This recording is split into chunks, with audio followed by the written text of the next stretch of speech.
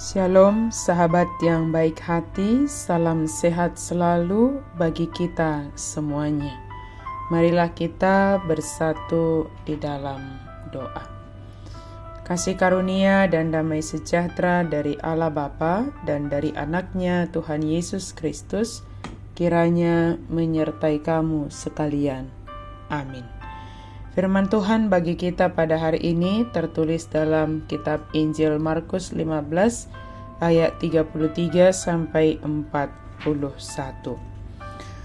Pada jam 12 kegelapan meliputi seluruh negeri itu dan berlangsunglah sampai jam 3. Pada jam 3 berserulah Yesus dengan suara nyaring, "Eloi, Eloi, lama sabachthani," yang berarti, "Allahku, Allahku, mengapa engkau meninggalkan aku?" Mendengar itu, beberapa orang yang berdiri di situ berkata, "Lihat, ia memanggil Elia." Bergegaslah seseorang mencelupkan bunga karang ke dalam anggur asam, lalu melilitkannya pada sebatang buluh dan memberi Yesus minum serta berkata, "Baiklah, kita tunggu dan lihat apakah Elia datang untuk menurunkan dia." Yesus berseru dengan suara nyaring dan mengembuskan napas terakhir. Terkoyaklah tabir bait suci menjadi dua dari atas sampai ke bawah. Ketika kepala pasukan yang berdiri berhadapan dengannya melihat dia mengembuskan napas terakhir seperti itu, berkatalah ia, "Sungguh orang ini anak Allah." Ada juga perempuan-perempuan yang melihat dari jauh, di antaranya Maria Magdalena, Maria ibu Yakobus muda dan Yoses, serta Salome. Mereka telah mengikut Yesus dan melayaninya waktu ia di Galilea. Ada juga yang di situ banyak perempuan lain yang telah datang ke Yerusalem bersama Yesus. Yesus menyerahkan nyawanya. Sahabat yang baik hati, pada perayaan Jumat Agung bagi kita merenungkan firman Tuhan, bagaimana Yesus menyelesaikan pekerjaan yang diembankan kepadanya. Dia melakukannya dengan penuh pengorbanan, bahkan mengorbankan dirinya sendiri untuk menebus umat manusia dari kuasa dosa itu. Bahkan begitu hebatnya penderitaan akibat dosa manusia itu, sehingga dia harus dan berseru, berteriak karena sakitnya penderitaan itu, "Allahku, Allahku, mengapa engkau meninggalkan aku?" Benarkah Yesus terpisah dari Allah Bapa? Tentunya tidak. Dosa itulah yang memisahkan manusia dari Allah. Akibat dosa, maka hubungan manusia dengan Allah menjadi rusak. Yesus sedang menggantikan kita di kayu salib itu. Akibat dari dosa itu yang sedang ditanggung oleh Yesus itu, harusnya kita yang menanggungnya, yang mengalami penderitaan. Tetapi karena kasih-Nya, Dia menyerahkan dirinya untuk menanggung akibat dari dosa itu. Sehingga begitu sakitnya penderitaan itu, Dia berteriak, Dia memohon, Dia mengatakan apa yang Dia rasakan kepada Allah Bapa. Dia tidak terpisah, tetapi Dia bersama, Dia dengan Allah.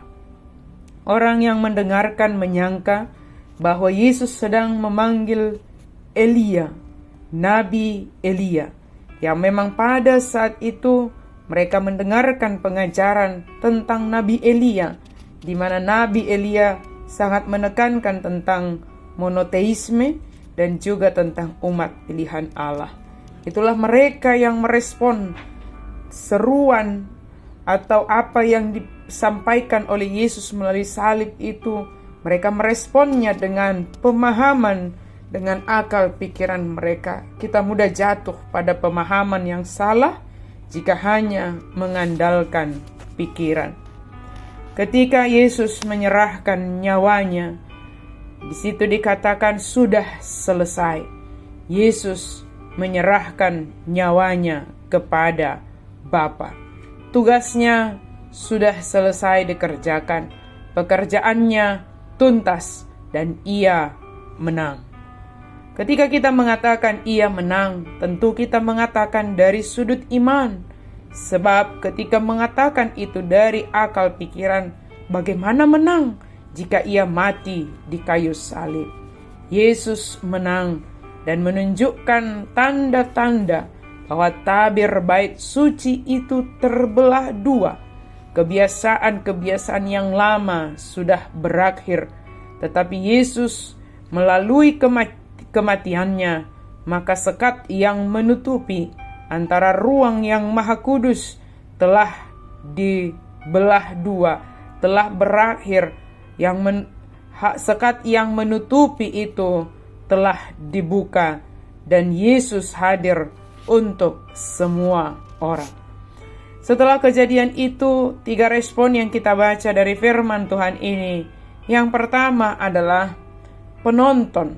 Ada banyak orang yang melihat kejadian itu, tetapi sedikit pun tidak berpengaruh kepada mereka, sebab mereka hanya ingin melihat, bahkan hanya ingin meramaikan, dan bahkan ada yang hanya ingin membuat eksperimen, sehingga itu tidak berdampak kepada iman mereka.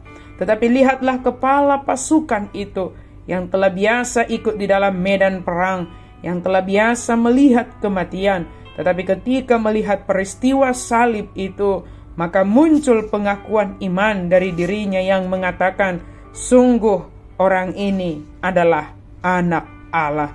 Salib itulah yang bekerja hingga ke relung hatinya, sehingga dia sanggup menyatakan pernyataan iman itu. Kemudian ada banyak perempuan-perempuan yang dekat dengan Yesus, Maria Magdalena, dan perempuan-perempuan lainnya. Tetapi mereka melihat dari jauh. Mereka mungkin masih memiliki keraguan untuk mendekat. Tetapi kita melihat kasih itu tetap menggugah hati mereka untuk selalu melihat, memandang apa yang Yesus alami dalam menanggung salib itu. Sahabat yang baik hati, pada perayaan Jumat Agung ini, marilah kita bersyukur kepada Tuhan. Terimalah dan hidupilah kasih Yesus yang Dia nyatakan melalui salib, yang Dia nyatakan melalui pengorbanannya.